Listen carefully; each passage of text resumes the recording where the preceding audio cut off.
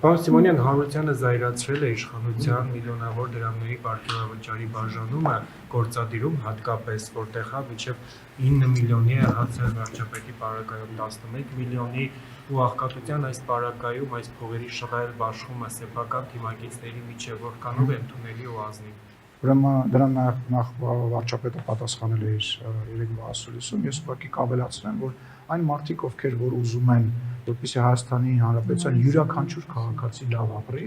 պետք է ունենան մարդկանց, ովքեր որ դա իրականացնեն։ Իսկ այն մարդիկ, ովքեր որ պետք է դա իրականացնեն, չեն կարող լինել ոչ արհեստավար, չեն կարող գալ ստեղ եւ դառնալ կոռուպցիայի ինչ-որ մի մասնիկ, որովհետև իրանց չի բավարարել եւ չի բավարարում այն աշխատավարձը, որը որ տրվում է, Հայաստանի Հանրապետության պաշտոնյաները ստացել են եւ ստանում են ոչ բավարար աշխատավարձ։ Իհարկե դա միգուցե էմպաթիա չի առաջացնում, որովհետև պաշտոնյան 20-30 տարվա մեջ ընկալվել է որպես հարուստ մի օլիգարխ, որը ձեռի հետ նաեւ պաշտոնյա է, բայց եթե դու ուզում ես ինքնաթիռը A կետից B կետ հասնի, քո ինքնաթիռը վարող օդաչուն պետք է արհեստավար, լավ վճարվող եւ նորմալ որովհետեւ օդաչուներն էլ են խնդիր առաջացնում։ Իհարկե, բայց դա չի նշանակում, որ մենք պետքա մարդկանց, ովքեր որ սեփական հացի խնդիր ունեն եւ վարկերի մեջ են եւ մեծ խնդիրներ ունեն եւ իրանց գալիս են ինչ-որ տեղից փող են առաջարկում, այս ինչ բանը անելու համար, բերենք դնենք բարձրաստիճան կոռուպցիայի հանդեպ հակում ունեցող այն ամենին դա կանի միլիոն կտան։ Դե դա բոլոր երկրներում է, բայց նորից եմ ասում, չի դուք լրագրողներ եք, միշտ ես վերջերս ձեր մեջ լրագրողներ կան, որոնք շատ ավելի շատ գումար են ստանում, քան հասարակ ազգային ժողովի պատգամավորը։ Դա նորմալ է, երբ այո, կա, չէ։ Դուք բոլորի աշխատավարձը գիտեք Կարենին անեք ինչքան։ Նա օրինակ եմ ասում, Կարենի ջան, քո հետ կապված չի։ Կամ Վոլգոզյան։ Ուզում մենք բյուջեից չենք ստանում, պետական բյուջեից չենք։ Ոգեշ լրատվական կայք եմ եկա։ Երբ որ ձեզ պետք է ալնում, ասում եք Ալեքսյանը, ինչքան լրատվական կայք կա ձեր լրագրում։ Ես արդեն քանի տարի լրացնում եմ հայտարարել, նոր վերադառնանք հա թեմային։ Չի կարող մարդը, որ անընդհատ էկրանների առաջ է եւ ով պատահի, ով որոշում է, որ ինքը պետքա քաղաքականությամբ այդ մի քանի ժամ զբաղվի, վերջի բառերը ասի, մարդը, որ պետքա Հայաստանի Հանրապետությունը ներկայացնի միջազգային կառույցների, ասենք մարզիկների վրա օրինակ բերեմ, ասենք եկեք մարզիկներին գումար չտան, մարզիկները չկարողանան հագնվեն, չկարողանան պարապեն, չկարողանան գնան, հետո ասեն բախի չենք մենք մեդալներ շահում եւ այլ։ Հայաստանի Հանրապետությունում աղքատություն այո կա, աղքատության դեմ պայքարը մղվում է, բայց Հայաստանի Հանրապետությունում կան ուսուցիչներ, որոնք ազգային ժողովի падգամավորից ավելի շատ են ստանում։ Հայաստանի Հանրապետությունում կան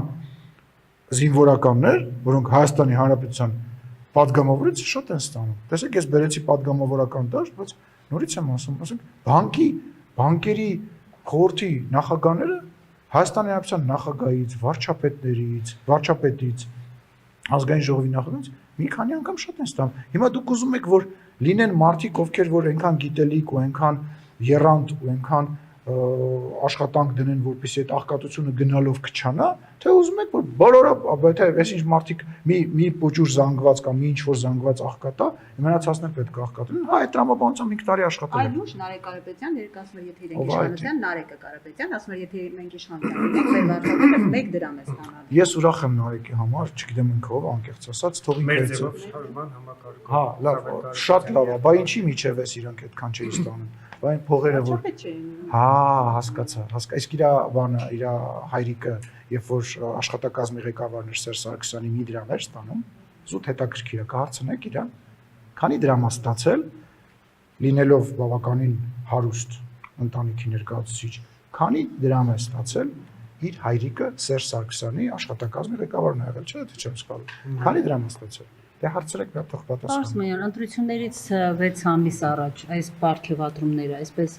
ընտրակաշառքի թիմին կողքը պահելու, օրինակ կարող եք մյուս անցած տարի էլ անեք, ինչու հենց ընտրությունների նախաշեմին այսպիսի որոշում, պիլոտային ծրագիր, ըստ տեղեկությունների մեծ մասամբ պետական համակարգում յուրայիններին պարգևատրելու, ինչու հենց այսօր Ձեր հարցի պատասխանը թաքնված է այն քանակի մեջ, թե ինչ թվով մարդիկ են դիմել քաղաքացիական պայմանագիր կուսակցության ցուցակում ընդգրկվելու համար։ Թիվը գրեթե 400, այսինքն դա ցուցիչ է, որ մարդիկ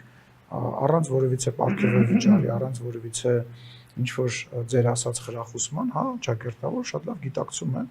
որ Հայաստանի Հանրապետության գալիք ընտրություններում քաղաքացիական պայմանագիր կուսակցությունը մեծամասնություն է կազմելու եւ դրա համար որևիցե մեկին պարգևավճար տալ եւ դրանով խրախուսել կարիք չկա եւ էլ չեմ ասում, որ դուք տեղյակ չեք, որ ժամանակին, երբ որ նախորդ իշխանության ժամանակ շատ ու շատ падգամավորներ ծրարով փող են ստացել իրենց այսպես ասած կուսակցության ղեկավարներից, դուք դրանից տեղյակ չեք։ Հիմա էլ է սա, օրինական Հայաստան անեկդոտի նման, ասում եմ թղթատարությունն է մի քիչ ավելի։ Չէ, Կարինե ջան, տենց չի, ֆիքսեք, որ ազգային ժողովի падգամավորի աշխատավարձը այսքան է, նախարարի աշխատավարձը այսքան է, թե ինքը կստանա դա 3 ամիսը 1, կտոր, դրամ առ դրամ, թիվը էդ է։ Այսինքն ինքը ստանալու է մոտավորապես 1 միլիոն դրամին հասնող, միջինը 1 միլիոն դրամին հասնող աշխատավարձ։ Հայաստանի Հանրապետությունում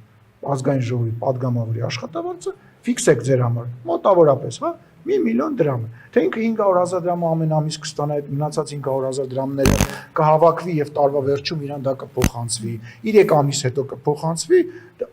դա արդեն